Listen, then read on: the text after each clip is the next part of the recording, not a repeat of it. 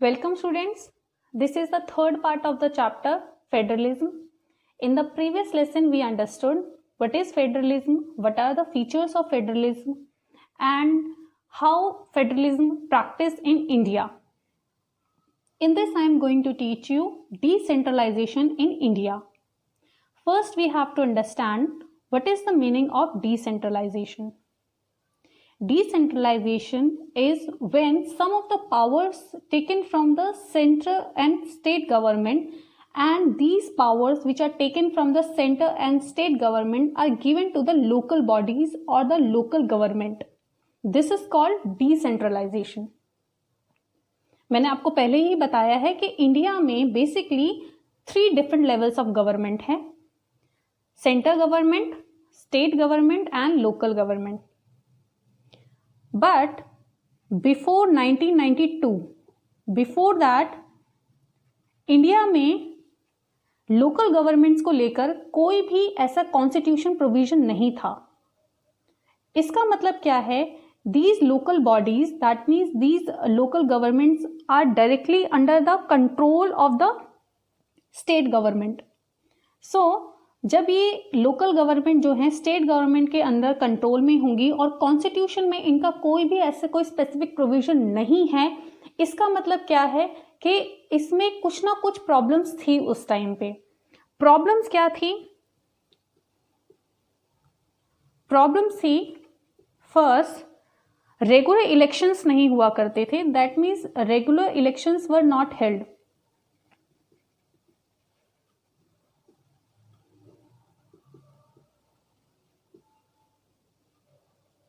Second जो problem थी, these local government did not have any resources, so they don't have any specific powers.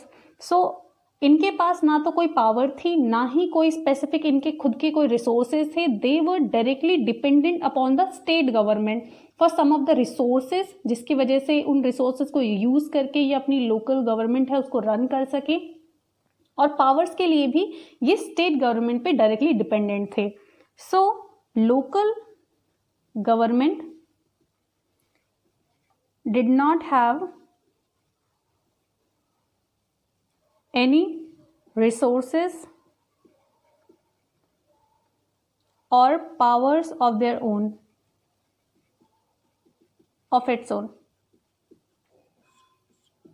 जिसकी वजह से 1992 में, दैट मीन्स 1992 के बाद में हमारी कंट्री में जो कॉन्स्टिट्यूशन है उसको अमेंड किया गया और लोकल गवर्नमेंट्स को लेकर जो प्रोविजंस हैं उनको डाला गया.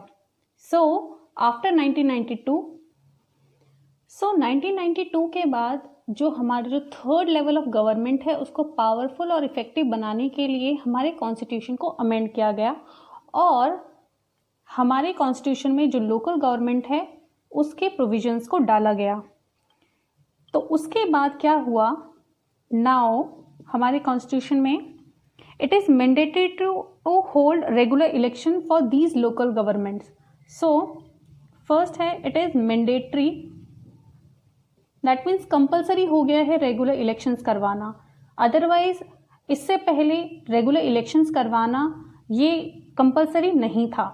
सो it is mandatory to hold regular elections.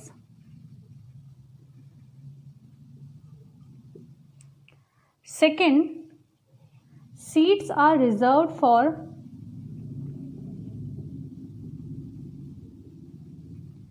SCs, STs and OBCs. That means in local government में जो सीट्स हैं SC, ST, OBCs के लिए रिजर्व की गई. थर्ड जो है 1/3 जो सीट है, 1/3 seats are reserve for women. That means women के लिए भी जो सीट्स हैं वो रिजर्व की गई. These are for the all the positions. That means sarpanch की जो पोजीशंस हैं या फिर जो हायर लेवल की जो पोजीशंस हैं, जो जिला अध्यक्ष की जो पोजीशंस हैं उनके लिए भी, और जो मेंबर की जो पोजीशन है उनके लिए भी 1/3 जो सीट्स हैं वो वुमेन के लिए रिजर्व की गई. और इसके बाद स्टेट इलेक्शन कमीशन, जो कि एक इंडिपेंडेंट बॉडी है, was created to conduct elections. That means जो भी लोकल बॉडीज हैं, लोकल गवर्नमेंट है, उनके इलेक्शन को कंडक्ट कराने के लिए एक इंडिपेंडेंट कमीशन बनाया गया, state election commission. Fifth, state governments are now required to share some of the powers and revenues with all the local government. हुआ क्या था, इससे पहले जो लोकल गवर्नमेंट है वो डायरेक्टली स्टेट गवर्नमेंट पे डिपेंडेंट थी फॉर पावर एंड रिसोर्सेज, जिसकी वजह से जो स्टेट गवर्नमेंट है वो ज़रूरी नहीं है कि पावर्स उनको जो लोकल गवर्नमेंट है उनको देंगी ही, और कितना देना है वो उन पे डिपेंड करता था स्टेट गवर्नमेंट पे। लेकिन जब कॉन्स्टिट्यूशन को मॉडिफाई किया गया 1992 में, उसके बाद it became compulsory for the state government to share some of the powers and revenues with the local government. So next है, state governments are required to share some powers and revenue with the local government. Next topic है local government. That means India में कितने type के local governments हैं। India में जो local government है वो दो टाइप की है। पहली है रूरल लोकल गवर्नमेंट, जिसको पॉपुलरली पंचायती राज भी कहा जाता है।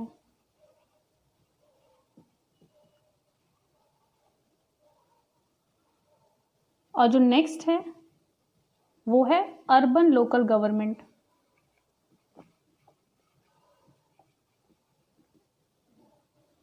पहले हम रूरल लोकल गवर्नमेंट को डिटेल से पढ़ते हैं। जो रूरल लोकल गवर्नमेंट है उसका स्ट्रक्चर कैसे है, सबसे पहले जो विलेज लेवल है उस पर ग्राम पंचायत होती है, देन उसके ऊपर जो होती है वो होती है पंचायत समिति, जिसको ब्लॉक पंचायत या फिर मंडल पंचायत भी बोलते हैं, और डिस्ट्रिक्ट लेवल पे होती है जिला परिषद।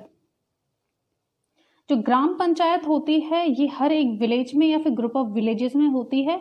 It is a council of elected members, जिनको पंच भी कहा जाता है, और जो इनका हेड है उसको सरपंच कहा जाता है।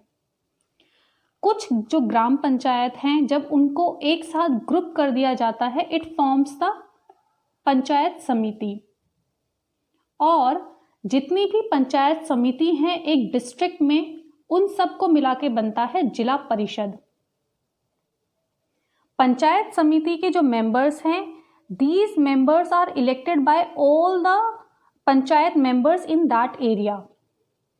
और जिला परिषद में इसमें जो मोस्ट ऑफ द मेंबर्स हैं these are elected members, और उस डिस्ट्रिक्ट में अगर कोई एमपी है या फिर कोई एमएलए है किसी भी उस डिस्ट्रिक्ट का जहाँ पे जिला परिषद है, they are also the part of zila parishad. So ये एक स्ट्रक्चर है आपका रूरल लोकल गवर्नमेंट का। नेक्स्ट है urban local government. Urban local government में भी अर्बन जो एरिया है वो दो टाइप में डिवाइडेड है। पहला है टाउन्स, दीज आर बहुत ज़्यादा बड़ी सिटीज़ नहीं होती हैं, जो टाउन्स होते हैं वो हैं। देन नेक्स्ट है हमारा बिग सिटीज़। टाउन्स में जो अर्बन लोकल गवर्नमेंट है उसको म्यूनिसिपैलिटीज़ बोला जाता है, और जो बिग सिटीज़ में जो अर्बन लोकल गवर्नमेंट है उसको म्यूनिसिपल कॉरपोरेशन बोला जाता है। जो म्यूनिसिपल कॉरपोरेशन है उसके हेड को मेयर बोलते हैं, और जो म्यूनिसिपैलिटीज़ हैं दैट मीन्स जो टाउन्स के जो गवर्नमेंट है और जो बिग सिटीज़ के गवर्नमेंट है that is the municipal corporation, इन दोनों के ही जो मेंबर्स होते हैं these are elected representatives. So this is the basic structure of the urban local government in India. So this chapter is over now. I will meet you in the next class with the new chapter. Till then, goodbye and take care.